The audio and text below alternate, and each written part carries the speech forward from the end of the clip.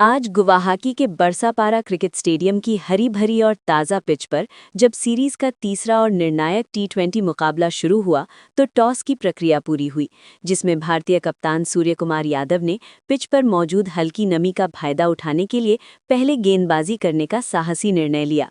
New Zealand की ओर से Devon Conway और रचिन रविंद्र की जोड़ी मैदान पर उतरी, लेकिन पहले ही ओवर में हर्षित राणा गेंदबाजी करने के लिए मोर्चे पर आए और उन्होंने अपनी तीसरी ही गेंद पर पूरे स्टेडियम को जोश से भर दिया, जहां उन्होंने एक सटीक लेंथ गेंद पर डेविन कॉनवे को अपनी ओर आकर्षित किया, जिससे डेविन कॉनवे हवाई शॉट खेलने के प्रयास में मिड ऑफ पर हार्दिक पांड्या के एक हैरत अंगेज और उड़ते हुए कैच के कारण 2 गेंदों पर 1 रन बनाकर आउट हो गए। इसी ओवर की चौथी गेंद पर रचिन रविंद्र ने एक दर्शनीय चौका जड़कर अपना खाता खोला, लेकिन दूसरे ओवर में उपकप्तान हार्दिक पांड्या दूसरे ओवर में गेंदबाजी करने के लिए आए और उन्होंने अपनी चौथी गेंद पर न्यूजीलैंड को दूसरा बड़ा झटका दिया, जहां रचिन रविंद्र एक शॉर्ट पिच गेंद पर पुल शॉट खेलने के प्रयास में डीप स्क्वायर लेग पर रवि बिश्नोई को कैच थमाने के कारण 5 गेंदों पर 4 रन बनाकर आउट हो गए। उनकी इस संक्षिप्त पारी में एक चौका शामिल है। गुवाहाटी के बरसापारा स्टेडियम में जब न्यूजीलैंड की टीम ने मात्र 5 रनों के स्कोर पर अपने 2 सबसे भरोसेमंद सलामी बल्लेबाजों को खो दिया तो कीवी खेमा पूरी तरह से सन्नाटे में डूब गया था और न्यूजीलैंड की टीम अब एक भीषण दबाव की स्थिति में खड़ी थी। भारतीय कप्तान सूर्यकुमार यादव ने इस दबाव को और अधिक बढ़ाने के इरादे से हर्षित राणा को पारी के तीसरे ओवर में दोबारा गेंदबाजी करने के लिए मोर्चे पर बुलाया, ताकि न्यूजीलैंड के मध्यक्रम की कमर तोड़ी जा सके। हालांकि क्रीज पर मौजूद न्यूजीलैंड के विस्फोटक बल्लेबाज ग्लेन फिलिप्स आज एक अलग ही निडर मानसिकता के साथ मैदान पर उतरे थे और उन्होंने हर्षित राणा की पहली ही गेंद पर अपनी कलाइयों का जादुई इस्तेमाल करते हुए बैकवर्ड पॉइंट की दिशा में एक कड़क चौका जड़कर अपने इरादे साफ कर दिए। हर्षित ने वापसी की कोशिश की, लेकिन फिलिप्स ने अगली ही गेंद पर उनकी गति का फायदा उठाते हुए एक्स्ट्रा कवर के ऊपर से एक और शानदार चौका बटोर लिया, जिससे न्यूजीलैंड के खेमे में थोड़ी जान लौटी और भारतीय गेंदबाजों को ये एहसास हुआ कि कीवी टीम इतनी आसानी से हार मानने वाली नहीं है। मैच के रोमांच को 7वें आसमान पर पहुंचाने के लिए कप्तान सूर्यकुमार यादव ने पारी के 5वें ओवर में अपने सबसे घातक और जादुई मुख्य हथियार जसप्रीत बुमराह को मोर्चे पर लगाया, जो 5वें ओवर में पहली बार अपनी गेंदबाजी का स्पेल शुरू करने के लिए आए थे। बुमराह ने किसी भी औपचारिक वार्म अप गेंद के बिना ही अपनी पहली ही जादुई गेंद को 137 किलोमीटर प्रति घंटे की रफ्तार से अंदर की ओर स्विंग कराया, जिसे टीम सेफर्ट पूरी तरह से पढ़ने में विफल रहे। सेफर्ट ने उस गेंद को रक्षात्मक रूप से खेलने का प्रयास किया, लेकिन गेंद उनकी उम्मीद से कहीं ज्यादा तेजी से अंदर आई और उनके बल्ले का बाहरी किनारा छोड़ते हुए सीधे ऑफ स्टंप की धज्जियां उड़ा दी, जिससे टीम सेफर्ट बिना खाता खोले ही बोल्ड होने के कारण 11 गेंदों पर 12 रन बनाकर आउट हो गए। उनकी इस संघर्षपूर्ण पारी में केवल एक चौका शामिल था। बुमराह की इस प्रलयकारी गेंदबाजी ने गुवाहाटी के हजारों दर्शकों को झूमने पर मजबूर कर दिया, क्योंकि न्यूजीलैंड का स्कोर अब महज 28 रनों पर 3 विकेट हो चुका था। पावर प्ले के अंतिम ओवरों में ग्लेन फिलिप्स ने अपनी आक्रामक बल्लेबाजी से टीम को इस दलदल से बाहर निकालने की कोशिश जारी रखी और भारतीय तेज गेंदबाजों के खिलाफ कुछ साहसी प्रहार किए। पावर प्ले के 6 ओवरों की समाप्ति के बाद न्यूजीलैंड का स्कोर 3 विकेट के नुकसान पर 45 रनों के एक नाजुक आंकड़े तक पहुंच चुका था, जहां ग्लेन फिलिप्स अपनी पूरी ताकत और एकाग्रता के साथ टीम इंडिया के गेंदबाजों का सामना कर रहे थे। भारतीय गेंदबाज अब पूरी तरह से हावी नजर आ रहे थे और सूर्यकुमार यादव ने अपने स्पिनरों को तैयार रहने का संकेत दे दिया था, ताकि मध्य ओवरों में कीवी बल्लेबाजों पर दबाव को और गहरा किया जा सके। पूरा स्टेडियम अब जसप्रीत बुमराह के उस जादुई स्पेल की चर्चा कर रहा था, जिसने न्यूजीलैंड के शीर्ष क्रम को तहस-नहस कर दिया था और अब न्यूजीलैंड की पूरी उम्मीदें ग्लेन फिलिप्स और मार्क चैपमैन की जोड़ी पर टिकी हुई थीं। पारी के मध्य ओवरों में फिरकी के जादूगर कुलदीप यादव 9वें ओवर में गेंदबाजी करने के लिए आए और न्यूजीलैंड के बल्लेबाज मार्क चैपमैन ने उनका स्वागत एक गगनचुंबी के साथ किया, जहां उन्होंने कुलदीप की एक लेग ब्रेक गेंद को भांपते हुए डीप मिड विकेट के ऊपर से उड़ा दिया।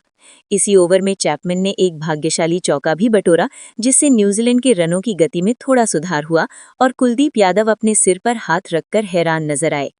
10वें ओवर में मध्यम गति के गेंदबाज शिवम दुबे 10वें ओवर में गेंदबाजी करने के लिए मोर्चे पर आए, जहां मार्क चैपमैन ने उनकी एक धीमी गेंद को अपनी क्रीज की गहराई का इस्तेमाल करते हुए लॉन्ग ऑफ के ऊपर से के लिए भेज दिया और न्यूजीलैंड के स्कोर को 10 ओवरों की समाप्ति पर 75 रनों तक पहुंचा दिया। ड्रिंक्स ब्रेक के समय न्यूजीलैंड की टीम 3 विकेट के नुकसान पर 75 रनों के स्कोर पर संघर्ष कर रही थी, जहां मार्क चैपमैन 17 गेंदों पर 28 रन पर नाबाद थे और उनके साथ लंबे कद के बल्लेबाज काइल जेमिसन 3 गेंदों पर 3 रन पर नाबाद क्रीज पर खूंटा गाड़ पर खड़े थे।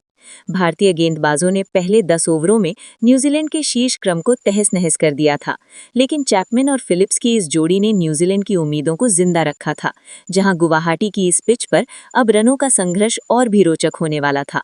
न्यूजीलैंड को अब अंतिम 10 ओवरों में एक बड़े स्कोर तक पहुंचने के लिए इन दोनों सेट बल्लेबाजों से एक विस्फोटक साझेदारी की उम्मीद थी, जबकि भारतीय गेंदबाज अपनी पकड़ को और मजबूत करने के लिए विकेटों की तलाश में थे।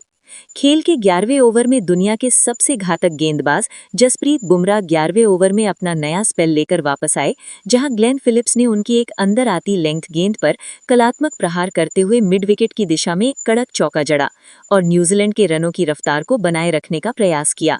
इसी ओवर में ग्लेन फिलिप्स और मार्क चैपमैन के बीच 50 रनों की एक महत्वपूर्ण साझेदारी भी पूरी हुई, जिसने न्यूजीलैंड के खेमे में थोड़ी राहत पहुंचाई। गुवाहाटी के बरसापारा क्रिकेट स्टेडियम में जब न्यूजीलैंड के बल्लेबाज मार्क चैपमैन और ग्लेन फिलिप्स के बीच एक खतरनाक होती साझेदारी भारतीय टीम के लिए सिरदर्द बनती जा रही थी, तो भारतीय कप्तान सूर्यकुमार यादव ने मैच का रुख मोड़ने के लिए एक बड़ा रणनीतिक बदलाव किया और उन्होंने पारी के 12वें ओवर में अपने सबसे भरोसेमंद फिरकी के माहिर खिलाड़ी रवि बिश्नोई को 12वें ओवर में गेंदबाजी करने के लिए मोर्चे पर लगा दिया। रवि बिश्नोई ने कप्तान के भरोसे पर खरा उतरने में जरा भी देर नहीं की और अपनी तीसरी ही गेंद पर कीवी टीम की इस अर्धशतकीय साझेदारी को पूरी तरह से तहस-नहस कर दिया। बिश्नोई ने 105.3 किलोमीटर प्रति घंटे की रफ्तार से एक बहुत ही तेज और बाहर की तरफ निकलती हुई स्लाइडर गेंद फेंकी, जिसे मार्क चैपमैन क्रीज की गहराई का इस्तेमाल करते हुए कट करने के प्रयास में पूरी तरह से गच्चा खा गए। गेंद बल्ले का हल्का बाहरी किनारा लेकर सीधे विकेट कीपर संजू सैमसन के दस्तानों में समा गई, जिससे मार्क चैपमैन अपनी चतुराई दिखाने के चक्कर में 23 गेंदों पर 32 रनों की एक प्रभावशाली पारी खेलकर आउट हो गए। उनकी इस संक्षिप्त पारी में 2 दर्शनीय चौके और 2 शानदार छक्के शामिल थे। चैपमैन के आउट होने के बाद न्यूजीलैंड के सबसे अनुभवी मध्यक्रम बल्लेबाज डैरल मिचेल कीज पर आए और उन्होंने आते ही भारतीय आक्रमण पर दबाव बनाने की कोशिश की। खेल के 13वें ओवर में जब हर्षित राणा दोबारा गेंदबाजी करने आए, तो डैरल मिचेल ने उनकी एक शॉर्ट पिच गेंद को भांपते हुए डीप स्क्वायर लेग के ऊपर से एक गगनचुंबी 90 मीटर का जड़कर अपने खतरनाक इरादे साफ कर दिए थे। ऐसा लग रहा था कि मिचेल आज न्यूजीलैंड को एक विशाल स्कोर तक ले जाएंगे, क्योंकि उन्होंने अगले ही ओवर में हार्दिक पांड्या के खिलाफ भी एक कड़क चौका बटोरा था। हालांकि भारतीय उपकप्तान हार्दिक पांड्या ने हार नहीं मानी और अपने अनुभव का इस्तेमाल करते हुए खेल के 15वें ओवर में एक बिछाया हुआ जाल तैयार किया। हार्दिक पांड्या 15वें ओवर में अपनी गेंदबाजी का दूसरा स्पेल लेकर आए और उन्होंने अपनी दूसरी ही गेंद पर डैरल मिचेल को पूरी तरह अपनी चतुराई भरी ऑफ कटर गेंद से फंसा लिया। हार्दिक ने पिच की धीमी प्रकृति का फायदा उठाते हुए गेंद की गति को अचानक से कम कर दिया, जिससे डैरल मिचेल हवाई शॉट खेलने के प्रयास में अपना नियंत्रण खो बैठे। गेंद बल्ले के ऊपरी हिस्से पर लगकर हवा में लहरा गई और डीप कवर पर मुस्तैदी से खड़े फील्डर रवि बिश्नोई ने आगे की ओर डाइव लगाते हुए एक शानदार कैच लपक लिया, जिससे डैरल मिचेल आक्रामक शॉट खेलने के प्रयास में 8 गेंदों पर 14 रन बनाकर आउट हो गए। उनकी इस संक्षिप्त पारी में एक चौका और एक गगनचुंबी शामिल है। इन 2 महत्वपूर्ण विकेटों के गिरने से न्यूजीलैंड की पारी एक बार फिर पटरी से उतरती हुई नजर आ रही थी और स्टेडियम में मौजूद हजारों भारतीय प्रशंसक अब टीम इंडिया की जीत के नारे लगाने लगे थे। न्यूजीलैंड की मुश्किलें अभी खत्म नहीं हुई थीं, क्योंकि 16वें ओवर में रवि बिश्नोई 16वें ओवर में अपनी गेंदबाजी का अंतिम स्पेल डालने आए और उन्होंने न्यूजीलैंड के सबसे सेट बल्लेबाज ग्लेन फिलिप्स को अपनी फिरकी के जाल में फंसा लिया।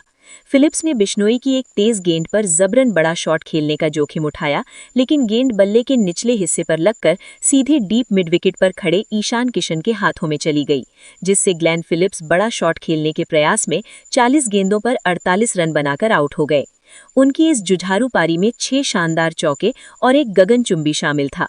न्यूजीलैंड की पारी अब पूरी तरह से ताश के पत्तों की तरह ढहती हुई नजर आ रही थी, लेकिन कप्तान मिचेल सैंटनर ने पारी के 17वें ओवर में मध्यम गति के गेंदबाज शिवम दुबे के खिलाफ आक्रामक रुख अपनाया और 2 शानदार चौके जड़कर न्यूजीलैंड के स्कोर को 17 ओवरों की समाप्ति पर 6 विकेट के नुकसान पर 132 रनों तक पहुंचा दिया।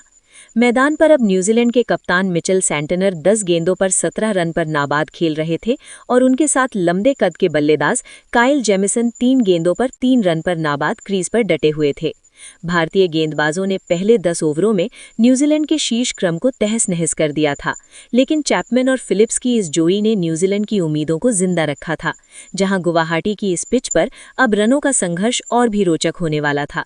न्यूजीलैंड को अब अंतिम 10 ओवरों में एक बड़े स्कोर तक पहुंचने के लिए इन दोनों सेट बल्लेबाजों से एक विस्फोटक साझेदारी की उम्मीद थी, जबकि भारतीय गेंदबाज अपनी पकड़ को और मजबूत करने के लिए विकेटों की तलाश में थे।